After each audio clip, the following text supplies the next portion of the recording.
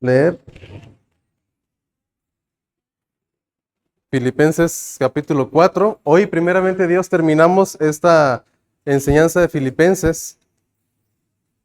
Van a ser entonces 17 predicaciones de Filipenses y la siguiente semana tendremos un repaso general para rescatar lo más relevante de esta carta. Pero vamos a leer Filipenses capítulo 4, versículos 10 al 13, que es también muy conocido este pasaje. Filipenses capítulo 4, del 10 al 13, dice, 1 y 1 dice, en gran manera me gocé en el Señor de que ya al fin habéis revivido vuestro cuidado de mí, de lo cual también estabais solícitos, pero os faltaba la oportunidad.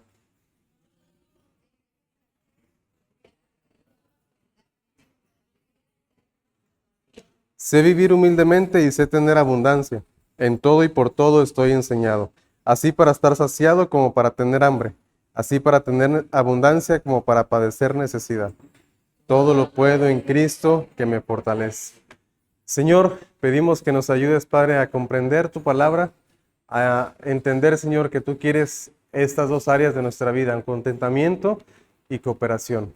Ayúdanos, Padre, a poder verlo en nuestra vida también, no solamente en tu palabra y en la vida de Pablo y de los filipenses, sino también en nuestra vida, que podamos vivir una vida en contentamiento con lo que tú nos permites tener y también ayúdanos a cooperar para que tu palabra sea extendida, Señor. En el nombre de Jesucristo, amén. Muy bien, pueden sentarse. Recordamos entonces la razón por la cual Pablo escribió la carta de Filipenses es porque él estaba en la cárcel por causa de predicar, había personas que lo estaban acusando y él dijo, bueno, yo apelo a César y lo llevaron a Roma. Y se entiende que desde ahí escribió la carta a los filipenses. Cuando llega un hombre que se llama Epafrodito, por parte de Filipenses, o sea, él era filipense, y llega él con noticias de la iglesia y con una ofrenda para Pablo, porque pues él no podía trabajar, estaba encarcelado. Y entonces Pablo en respuesta da esta carta que ya hemos visto, que habla de que está feliz, gozoso, alegre, y que les anima a seguir adelante, ser unánimes y todo eso. Y al final, él retoma ahora sí que la razón por la cual escribió su carta. Él ya habla aquí en estos versículos. En gran manera me gocé de que ya al fin habéis revivido vuestro cuidado de mí. Él estaba contento de que los filipenses ya habían revivido el cuidado de, de él. Entonces, Pablo agradece la ayuda que los filipenses le enviaron. Fue una ofrenda que ellos juntaron y le llevaron al apóstol Pablo. Y no era la primera vez. Vemos aquí más adelante.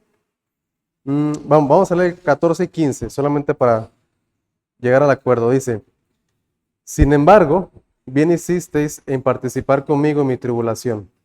Y sabéis también vosotros, oh filipenses, que al principio de la predicación del Evangelio, cuando partí de Macedonia, o sea, de la región de ahí, ninguna iglesia participó conmigo en razón de dar y recibir, sino vosotros solos.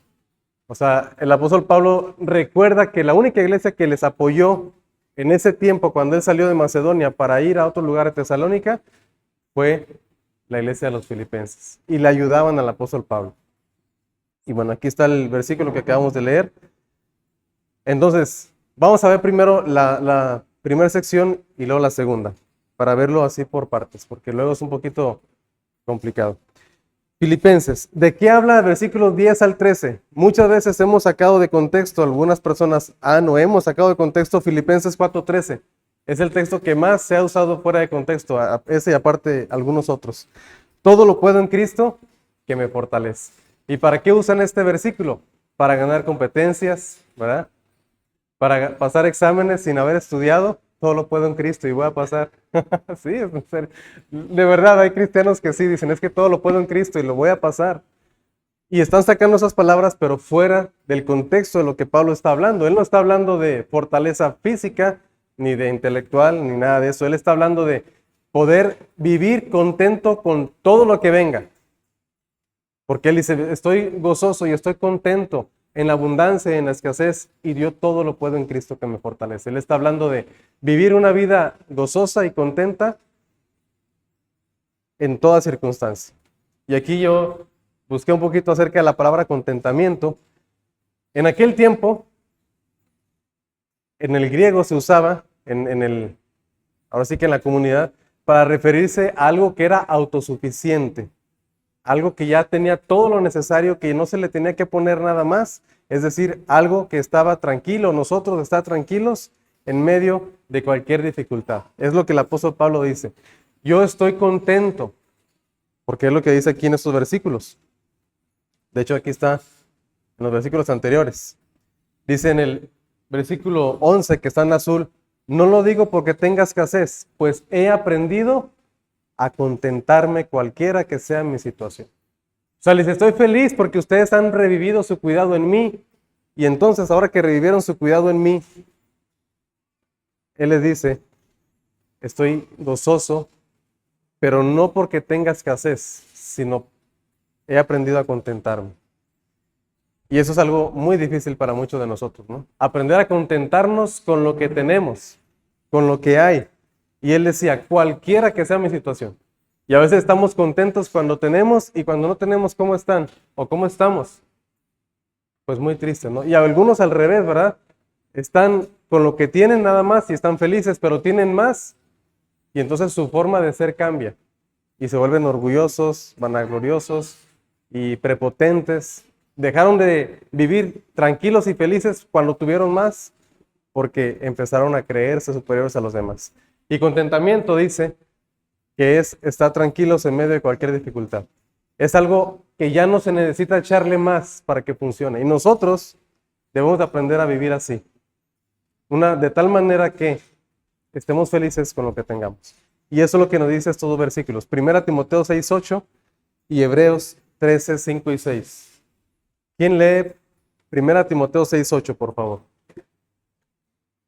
Y Hebreos 13:5, otra persona. Muy bien, bueno, de mi lado derecho, 1 Timoteo 6:8 y de mi lado izquierdo, Hebreos 13:5 y 6.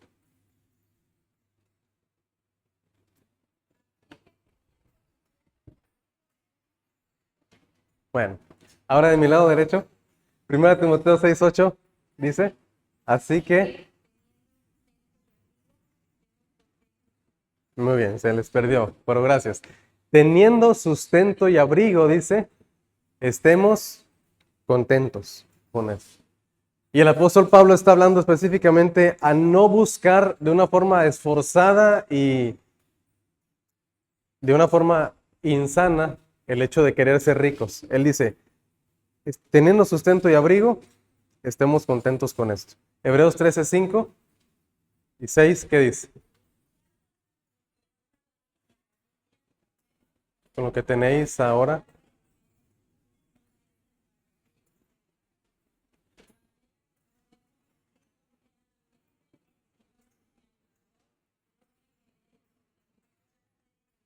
¿Cómo dice? Sean vuestras costumbres. O sea, es una forma de vivir que no solamente es de hoy y ya, sino es una costumbre, es algo que se va a vivir siempre de tal manera que estamos acostumbrados a qué. Dice, sean vuestras costumbres sin avaricia. Hay personas que luego se pueden identificar por personas que son muy avariciosas, ¿verdad? Y aquí dice, no, que nuestra costumbre sea vivir sin avaricia. No dice vivir sin querer mejorar, pero una cosa es querer mejorar y otra cosa es ser avaricioso. Son dos cosas muy diferentes. No es lo mismo contentamiento que conformismo, porque a veces algunos podemos confundir y decir, entonces ya, conformista ya, no voy a progresar para nada. No, tampoco esa es la idea del apóstol Pablo, sino es vivir contentos con lo que tenemos. Y si Dios nos da más, pues seguir viviendo contentos. Si nos da más, y sí, y si nos lo quita, igual. Que nuestra forma de acercarnos a Dios no dependa de las circunstancias. Contentos con lo que tienen ahora, dice aquí en Hebreos 13:5 y 6. Y en 1 Timoteo 6 también nos habla de lo mismo, ¿no? Nos habla de que no debemos de buscar la avaricia, sino que teniendo sustento y abrigo, estemos contentos con esto. Pero ahora vamos al versículo, Filipenses 4. El 10 es la gratitud. El 11, no lo digo porque tenga escasez, pues ¿qué dice? ¿Qué? Otra vez, versículo 11, he aprendido a contentarme cualquiera que sea mi situación. ¿El contentamiento qué es? Es un aprendizaje. No es algo con lo que nacemos. Los niños pues nacen queriendo más y más y más y todavía más si nosotros como padres les damos más y siempre les damos lo que quieren, no vamos a enseñarles a ser contentos, a estar contentos con lo que tienen. A veces, bueno, es muy difícil la labor de padres porque, pues a veces para que no esté llorando, ya te lo doy, ya no esté llorando, ¿no? O porque está ahí siempre, bueno, te lo doy. Pero es también parte de la labor como padres y ya como adultos, enseñarle a estar contento con lo que tiene, a que no se necesita tener más. Y esto es algo que se va aprendiendo. Como cualquier aprendizaje, tal vez no lo podemos aprender en una lección. Tal vez necesitamos otra lección y otra lección y un repaso. Y cuando se nos está olvidando, otra vez. ¿Se acuerdan cuando nos aprendíamos las tablas de memoria? ¿A poco en un día ya se las supieron? Ya. Deme la del 8. No, teníamos que repasar y repasar y repasar. Y todavía estábamos en secundaria, todavía batallábamos algunos, ¿no? Y teníamos que volver a recordar. Entonces, el contentamiento es un aprendizaje. Ahora, si vemos aquí la Biblia, y ahorita les voy a poner una tablita aquí, vean cuáles son las lecciones que Dios usó en Pablo y en nosotros para aprender a vivir en contentamiento. Dice aquí, versículo 12, sé vivir humildemente. En otras versiones dice, sé vivir en pobreza y sé tener abundancia. En todo y por todo estoy enseñado, así para estar saciado como para tener hambre, así para tener abundancia como para padecer necesidad. Usa otra palabra, estoy enseñado. Lo mismo, ¿no? Aprendizaje. Necesito recibir las lecciones. Y aquí está la tablita. La situación. La situación en la cual Dios nos puede enseñar. Hay dos diferentes situaciones. Dios nos puede enseñar a estar contentos en la pobreza, o en la saciedad, o en la necesidad. O también, Pablo dice, prosperidad, hambre o abundancia. Entonces ahí están las 6 situaciones. No están en orden, ni como lo dijo Pablo, ni tampoco en orden de situaciones, pero son estas las 6. Pobreza o prosperidad. En las dos necesitamos aprender. Aprender también a estar contentos cuando tenemos hambre y cuando estamos saciados. A estar contentos cuando estamos saciados.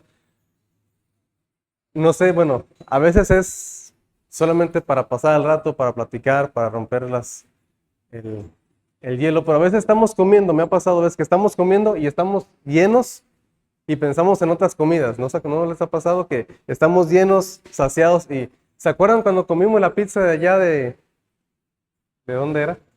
Del Dragón, ¿verdad? Estamos bien llenos y sí, qué rica estaba así, ¿verdad? Y hay que ir otra vez. Entonces, si lo hacemos solamente para platicar está bien, pero si lo hacemos como, híjole, no, hombre, hubiéramos comido, no, ahorita mismo vamos y vivimos incontentos o descontentos, es la palabra. Estar saciados, estar felices. Tener hambre, creo que esa es la más difícil de todas, estar contentos. Y el apóstol Pablo sí había dicho él, que a veces tenía hambre y sed, allá en 1 Corintios y en 2 Corintios también lo decía. Tener necesidad o tener abundancia. Tanto la necesidad como la abundancia son lecciones y pruebas. Y eso es lo que a veces nosotros no podemos como que entender, ¿no? Que a veces en la escasez Dios nos está enseñando algo. Y eso tal vez es aceptable, ¿no? Dios me quiere enseñar a depender de Él. Pero también en la abundancia es cuando Dios quiere enseñarnos. Pero a veces se nos olvida que cuando estamos llenos también necesitamos estar contentos, felices, agradecidos, alabar a Dios y compartir con lo que tenemos. Las dos nos ayudan, nos benefician. Y aprender a vivir en contentamiento. Pablo nos exhorta a vivir en contentamiento con Dios, haya o no haya las cosas que queremos, tengamos o no tengamos lo que queremos. Pero la Biblia nos dice, en 1 Timoteo 6:8, lo que leímos ahorita, teniendo sustento y abrigo, estemos contentos con esto. Y cuando Pablo dice de estas circunstancias, como estamos viendo, de la pobreza, prosperidad, hambre, saciedad, necesidad y abundancia. Entonces ahora sí, versículo 13, todo lo puedo en Cristo que me fortalece. Y aquí está el secreto, por decirlo de cierta forma, que no es secreto porque ya está ahí hace ya más de 1900 años. Esta frase, todo lo puedo en Cristo que me fortalece. ¿En dónde está el secreto del contentamiento? ¿En dónde está el contentamiento? ¿Dónde lo podemos encontrar? En Cristo. No lo vamos a encontrar en las cosas, porque, por ejemplo, los que son, o los que batallan con las compras compulsivas, ¿verdad? Son o somos compradores compulsivos, ahora con el internet todos siempre compramos de ahí. Como que hay eso que se libera en nuestro cerebro, ¿verdad? Que se llama la dopamina. Lo compramos y estamos felices porque lo compramos y porque todavía no nos llega. Nos llega y estamos felices porque nos llegó y ahí lo tenemos guardado. Entonces ya sacamos, el día lo usamos o lo ponemos lo que sea y se pierde la felicidad. Y luego ya buscamos otra cosa y luego otra cosa y otra cosa. ¿Por qué? Porque buscamos el contentamiento en las cosas y no en Cristo. Y Pablo dice, todo lo puedo en Cristo. Vivir en abundancia, gracias a Dios. Vivir en escasez, Dios me quiere enseñar algo. Tengo abundancia, estoy lleno, también Dios quiere enseñarme a vivir feliz en todo. Todo lo puedo en Cristo que me fortalece. Eso sí lo debemos de decir cuando estamos tal vez tristes porque no tenemos ciertas cosas, porque no podemos lograr algunas metas, objetivos, y ahí sí decir, yo puedo vivir contento porque todo lo puedo en Cristo, no en la circunstancia, no en la meta y no en las cosas, sino en Cristo. Ahora, este pasaje, ya después que vimos del contentamiento, también nos enseña las características del apoyo a la obra misionera. ¿Por qué a la obra misionera? Porque ¿qué era lo que estaba haciendo Pablo? ¿Su labor cuál era? Predicar el Evangelio. Esa era su labor, ese era su trabajo. Cuando los de Filipenses se enteraron que Pablo estaba en la cárcel, les envían una ofrenda. Es lo que dice aquí, versículo 11. Vamos a regresar al versículo 11. En gran manera me gocé en el Señor, otra vez. No me gocé en la ofrenda, sino en el Señor, de que ya al fin habéis revivido vuestro cuidado de mí, de lo cual también estabais solícitos, pero os faltaba la oportunidad. ¿Por qué se puso contento Pablo? No fue por el dinero, sino por el cuidado de la iglesia hacia él. Que querían hacerlo, pero les faltaba la oportunidad. Lo que se entiende que sucedió aquí es que Pablo sale de Filipenses y ellos lo ayudan con la ofrenda en Tesalónica. Pero después de ahí, él sale huyendo y se va, de ahí sabemos que se va para Berea y de ahí se va a otros lados. Y entonces ya pierden la pista, no es como ahorita, ¿no? ¿Dónde está? Ya, pues aquí acaba de publicar en el Instagram que está allá en tal lugar. Ah, bueno, allá está. Y luego publicó acá que está allá, pues allá está. No, antes no existía eso, ¿verdad? Ahora ya con GPS y pásame tu ubicación en tiempo real. Ahorita, antes no. Se le perdieron la pista. Hasta que él llegó preso a Roma, le llegan las noticias a los de Filipos. Pablo está en Roma. Y entonces tienen de nuevo la oportunidad. Querían hacerlo, pero no sabían cómo enviarle. No tenían su cuenta bancaria. No tienen su cuenta ahí. Entonces, ya le envían la ofrenda. Y Pablo les dice, estoy contento de que volvieron. ¿Y por qué dice volvieron? Porque ya lo habían hecho. Ok, versículos 14 al 16. Aquí está escrito. Todo lo puedo en Cristo. Sin embargo, bien hicieron en participar conmigo en mi tribulación. Y aquí lo que leímos hace un momento. Al principio de la predicación del Evangelio, ninguna iglesia participó, sino solamente ustedes. Pues a una Tesalónica me enviaron una y otra vez para mis necesidades. ¿Qué hace la ofrenda misionera? Número 1, produce gozo. Eso lo vemos versículos 10 al 13. Pero el gozo no viene tanto del dinero, sino viene de que Pablo se sintió cuidado, amado por la iglesia. Entonces dijo, ellos después de años que estuve allá, siguen pensando en mí, orando en mí, y esta ofrenda es una evidencia de que ellos piensan en mí. ¿Por qué sabemos que no fue el dinero lo que le dio felicidad? Porque él les dice, No tengo necesidad, estoy contento, pero estoy gozoso, porque ustedes piensan en mí. Es como cuando alguien les da un regalo, ¿no? Que tal vez es cualquier cosita, una nota, lo que sea, que no vale ni 10 pesos, pero nos pone felices. No tanto el valor que tiene, sino porque, pensaron en mí. ¿Sí? Entonces, cuando les den un llaverito ahí de un lugar que, mira, fui a tal lugar, no digan, un llavero. No, me has traído otra cosa. No, es que pensaron en ustedes allá en las islas de Hawái, se acordaron de ustedes. ¿Sí? Entonces, conténtense con eso. El gozo no viene de la ofrenda, sino de que Pablo estaba feliz por eso. Segundo lugar, ¿cómo vieron los de Filipos la ofrenda misionera? ¿Y cómo debemos de verla nosotros también? Como un privilegio. Pablo dijo, sin embargo, bien hicieron en participar conmigo. Es hacer un bien.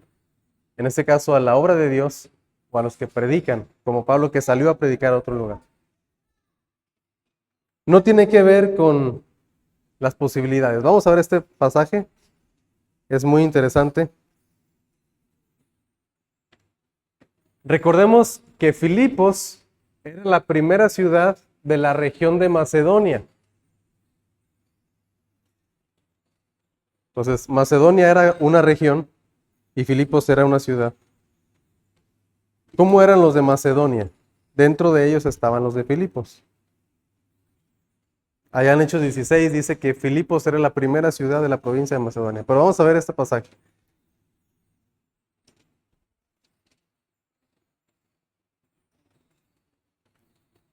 También habla de que estaban recogiendo un apoyo para unos hermanos que necesitaban dinero. Asimismo, hermanos, os hacemos saber la gracia de Dios que se ha dado a las iglesias de Macedonia, que en grande prueba de tribulación, la abundancia de su gozo y su, vean, dice, profunda pobreza, abundaron en riquezas de su generosidad. Pues doy testimonio de que con agrado han dado conforme a sus fuerzas y aún más allá de sus fuerzas, pidiéndonos con muchos ruegos que les concediésemos el ¿qué? El privilegio para participar de ese servicio para los santos. Se dieron primeramente al Señor y luego nosotros por la voluntad de Dios. ¿Cómo veían los de Macedonia y por lo tanto los de Filipos el apoyo para la obra de Dios, para la obra misionera específicamente? No era una obra para su iglesia aquí, era una para que el evangelio fuera predicado más allá. Lo veían como un privilegio. Y en este caso, también eran hermanos que tenían necesidad. Ahora, no es un asunto de cantidad, sino es un asunto del corazón. Es un asunto del corazón. ¿Por qué? Porque ellos muy probablemente no dieron mucho, porque dice que eran profundamente pobres. No eran pobres nada más, eran profundamente pobres. Y si nosotros solamente es de que platiquemos con nuestros antepasados, nuestros padres o abuelos, la pobreza de antes no era igual a la pobreza de ahora, ¿no? Hoy la pobreza todavía la pobreza de hoy, pues ya no es tanta como antes, de hace 50 años, que ahí sí era una pobreza muy difícil. Entonces, en aquellos tiempos, imagínense, todavía más. Y el apóstol Pablo le dice, ellos en profunda pobreza nos rogaron que les diéramos el privilegio de participar en este privilegio para los santos. No es algo de cantidad, es algo del corazón. No se trata de si hay necesidad o no hay, se trata de oportunidad. ¿Por qué vemos esto? Pablo no tenía la necesidad tal cual, porque él había aprendido a vivir contento con lo que tenía. Y es lo que dice en 2 Corintios 9:7, ¿no? Cada uno dé como propuso en su corazón, no con tristeza ni por necesidad. No es de que, se necesita, pues lo voy a dar. No, es una oportunidad. Y eso necesitamos también ponerlo aquí en la iglesia. ¿Qué más es el apoyo a la obra misionera? ¿Qué es lo que Pablo está hablando aquí? Versículo 17. Es fruto que abunda a nuestra cuenta.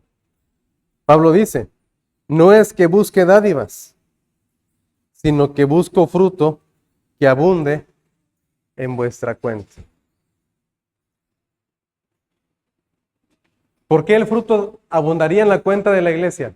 Bueno, porque la responsabilidad de que el Evangelio sea predicado en toda la tierra es de la iglesia. No es solamente de los misioneros, es de la iglesia en general. Y una forma en la que la iglesia puede ayudar es ofrendando. Otra forma es orando y otra forma es yendo, lo sabemos, muchas veces se nos ha dicho. Pero Pablo dice, cuando ellos, los filipenses, ayudaron a Pablo, cuando él iba a Tesalónica, y las almas que se ganaron ahí eran fruto de Pablo, sí, pero también abundaban en la cuenta de ¿quién? De los filipenses, porque ellos ayudaron a que Pablo fuera a predicar ahí. De manera que también es una forma en la que podemos adquirir, por decirlo de cierta forma, cuenta en el fruto que necesitamos dar para Dios. Versículo 18.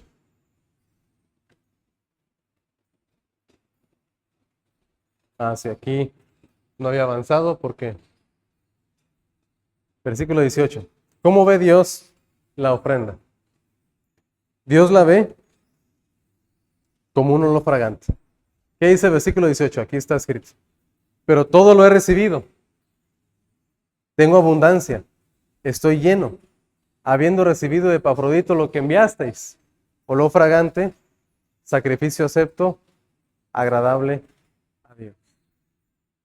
Dios había multiplicado eso. Y él decía, tengo abundante. Estoy lleno.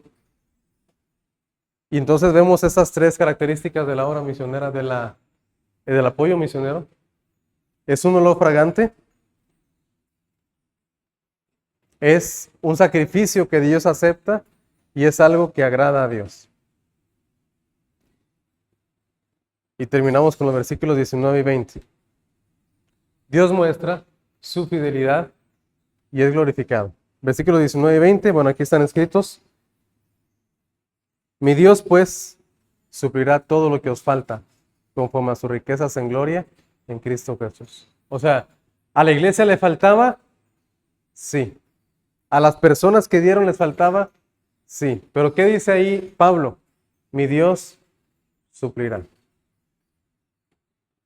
Y llegará el día, yo sé que ahorita no es el tiempo, pero llegará el día en que procuraremos ser una iglesia misionera y sacrificial en el hecho de dar. O sea que hay cosas que nos faltan, pero aún así vamos a dar a la obra misionera. Ahorita no es el tiempo, yo lo sé que no es el tiempo, pero esa es la visión que debemos de tener. Llegar a ser una iglesia que da sacrificialmente, que no podemos pensar, es que nos falta esto y esto y esto y esto. Sí nos falta, pero damos. Porque a los filipenses les faltaba y como quiera dieron. No dijeron, bueno, cuando ya tengamos todo, para cuando ya tengamos clima, cuando ya tengamos segundo piso, entonces vamos a dar a la obra misionera. No, a ellos les faltaba y dieron. Y Pablo dice, mi Dios suplirá lo que os falta. ¿Conforme a qué? A sus riquezas. O sea, Dios es rico, dice ahí Anageo 2:8, si no mal recuerdo. Mío es la plata y mío es el oro, dice el Señor. De Él es todo. Él es rico. Del Señor es la tierra y su plenitud, el mundo y los que en él habitan. Entonces, es un asunto de fe también. Al Dios y Padre nuestro sea gloria por los siglos de los siglos. Amén. Y ya está terminando la carta. ¿Y qué aprendimos en este pasaje? Podemos verlo también así. Otra división. Aprendimos la providencia de Dios.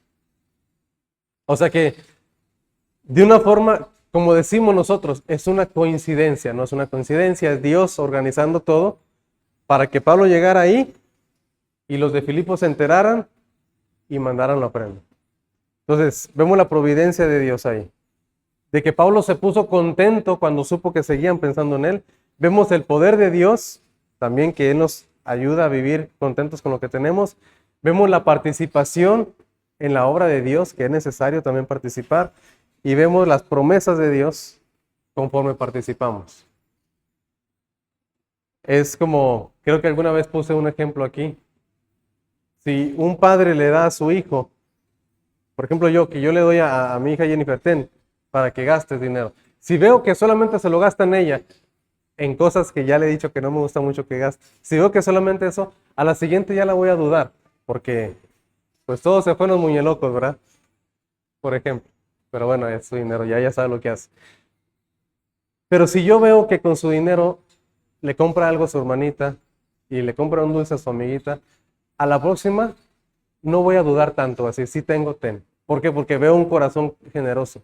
No veo que te estás convirtiendo en alguien egoísta. Entonces así también nosotros, ¿no? Si Dios sabe que somos egoístas y todo lo tenemos para nosotros y nunca damos y decimos que no va a dar porque me falta esto y esto y esto y esto. Entonces, tal vez por eso no nos da tanto, porque no somos generosos. Es una posibilidad. Y ahí vemos la promesa de Dios. Y terminamos la carta, ya para terminar, solamente los saludos y unas cosas que voy a decir ahí. Una cosa. Saludad a todos los santos en Cristo Jesús. Los hermanos que están conmigo los saludan. Habla de saludar. Todos los santos los saludan. Esto es lo que quiero mencionar. Especialmente los de la casa de César, dice el versículo 22. La gracia del Señor Jesucristo sea con vuestro espíritu. El ministerio de Pablo en la cárcel, lo vimos en el capítulo 1, fue tan fructífero que aún los del César, o sea, la gente, ¿quién le va a predicar a ellos? A los soldados que estaban ahí, o a la familia del César, del emperador, pues tenía que ser alguien cercano a ellos. Pero los cercanos no se convertían. Entonces, ¿qué usó Dios? Pues voy a poner a alguien que sé que sí tiene esa fortaleza, porque yo se la he dado a Pablo, y lo pongo cerca de la casa de César para que él les predique. La única forma en que podían ellos escuchar la palabra era que Pablo tuvo que ser preso, azotado y encarcelado para que estuviera cerca y les predicara. Tribulación y pruebas para salvar a unos. Y tal vez así es en nosotros. Él estaba contento y he puesto ejemplos a veces. Enfermedades o situaciones difíciles, situaciones legales. ¿Por qué, Señor, estoy aquí? Tal vez en el hospital ya tengo tantos días. Tal vez es porque Dios quiere alcanzar a otros por medio de nosotros. Pero a veces nos enfrascamos y nos encerramos solamente nosotros y no vemos que podemos ser de bendición a los que están ahí. Porque como lo he comentado, es diferente si nosotros vamos y les predicamos a que alguien que está viviendo con ellos la misma circunstancia, el mismo problema de salud, les comparta. Van a estar más atentos a escuchar que de los que vamos de fuera y les decimos, Dios te ama. Pues sí, porque tú estás allá, tú no tienes a tu familiar acá. Pero si alguien que tiene un familiar ahí le dice, Dios te ama, abre su corazón, porque dice, a ver, tú estás viviendo lo mismo que yo. Y fue lo que Pablo tuvo que pasar problemas para predicarle a los de César. Y bueno, tal vez nosotros también pasaremos por eso. Y ahora sí, ya cerramos con la aplicación. Pregunta número 1. Y esta es una pregunta retórica, ¿verdad? No espero la respuesta, pero sí mediten en ella. ¿Estamos contentos y satisfechos con lo que tenemos? Y si no, ¿por qué no? Y si sí, pues que así siga, ¿no? Y si tenemos más, pues también. Siguiente. Cuando viene la escasez, ¿aprendemos o solamente nos quejamos o dudamos? Eso es algo que también debemos de pensar, ¿no? Porque va a haber ocasiones en las que va a venir la escasez. Como es que no sé si existe o es anécdota, ¿no? Que decían, es que Dios aprieta pero no ahorca. Y una persona dijo, sí, pero a mí no me suelta, a mí siempre me tiene ahí, nunca me suelta. Entonces, tal vez no va a venir la escasez, sino que vamos a vivir en escasez probablemente. Pero entonces, ¿qué hacer ahí? ¿Aprendemos o solamente vamos a quejar y a dudar de Dios? Por otro lado, cuando venga la abundancia, ¿aprendemos o solamente vivimos el momento? Porque eso es lo que decimos, ¿no? Vive el momento, disfruta, estás aquí, tienes toda la abundancia que quieres, disfrútalo, vive el momento. Y es bueno vivir el momento, pero no solamente eso, sino también aprender a vivir contentos, aprender la lección que viene de Dios. Siguiente, no olvidemos que Dios siempre quiere enseñarnos algo.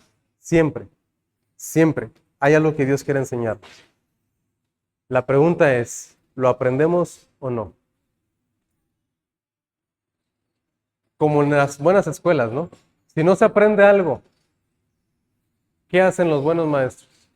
Buscan enseñar lo mismo con otras palabras, o con otros ejemplos, o con otras vivencias. Pero la lección es la misma. Y si no aprendemos, otra vez la lección. Y cuando decimos, ya aprendimos, ¿qué viene después? ¿Qué viene?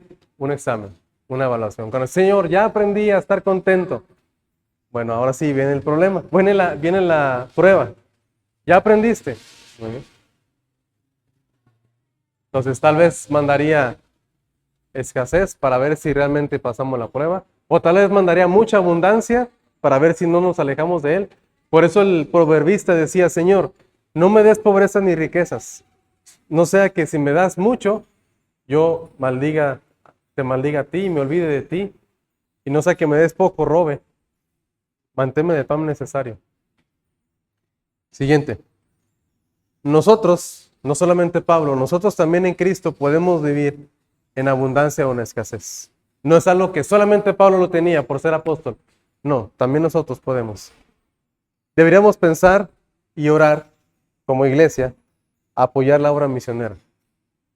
Pero aquí algo en orar es algo que quiero aclarar. Y aquí está en la siguiente. Orar para ser dirigidos. ¿A quién apoyar? No orar para ver si lo hacemos o no. O sea, cuando decimos, hermanos, vamos a orar para apoyar la obra misionera, no estoy diciendo, vamos a orar para ver si sí o para ver si no. Porque la Biblia no nos da opciones en ese caso de participar, sino más bien orar para ser dirigidos. ¿Qué apoyar? Hay muchos proyectos de traducción, de alcance, de fortalecimiento. Hay muchos proyectos de... Hace poco estuvimos en una conferencia de personas que van con los musulmanes en México y con los musulmanes allá en el Medio Oriente también. Entonces, pensar también, después hablaremos más a detalle de eso. Y no lo veamos como una carga, sino como una oportunidad. Porque a veces pensamos, híjole, no, y ahí ya no es. Y no olvidemos que Dios es fiel y que Dios suplirá todo lo que nos falta. Hay cosas que nos faltan como personas, tal vez, como familias, probablemente, como iglesia, sin duda, pero Dios suplirá todo lo que nos falta, conforme a sus riquezas en gloria. Y por último, vivamos gozosos en Cristo. Vivamos con gozo en Cristo, porque en Él tenemos todo lo que necesitamos para vivir contentos. Pero si vemos el contentamiento fuera de Él, siempre nos va a faltar. Por eso Jesús, cuando habló con la mujer samaritana, le dice, los que bebieran del agua que yo les daré no tendrán sed jamás. O sea, Él está hablando de vivirán plenos, pero a veces vivimos buscando saciar nuestra sed en otras cosas y no estaremos contentos. Vamos a orar. Terminamos Filipenses entonces. Oramos. Señor, gracias te damos porque eres bueno y fiel. Gracias te damos por tu misericordia y tu bondad y porque nos enseñas cada día, Señor, a vivir contentos con lo que tenemos. Ayúdanos a aprender esas lecciones, Padre. Ayúdanos a recordar que eres tú, Señor, el que provees, que de ti proviene todo, Señor. Que cuando haya abundancia o cuando haya necesidades, podamos encontrar en ti el gozo. Y cuando haya también, Señor, escasez o hambre, que también encontremos el gozo en ti, Señor. Muchas veces en nuestra vida mandas cualquiera de las dos situaciones, Padre, pero tú eres el que puede suplir siempre nuestra verdadera necesidad de gozo por medio de Cristo. Y Señor, también ayúdanos a cooperar con los que están saliendo a compartir. Sabemos que el Evangelio se sigue extendiendo, Señor, y hay muchas necesidades. Y ayúdanos, úsanos como iglesia, Señor, a que podamos pensar en eso y ser dirigidos, Señor, a empezar a apoyar a otros que predican tu palabra. En el nombre de Jesús, oramos. Amén. Gracias. Dios les bendiga.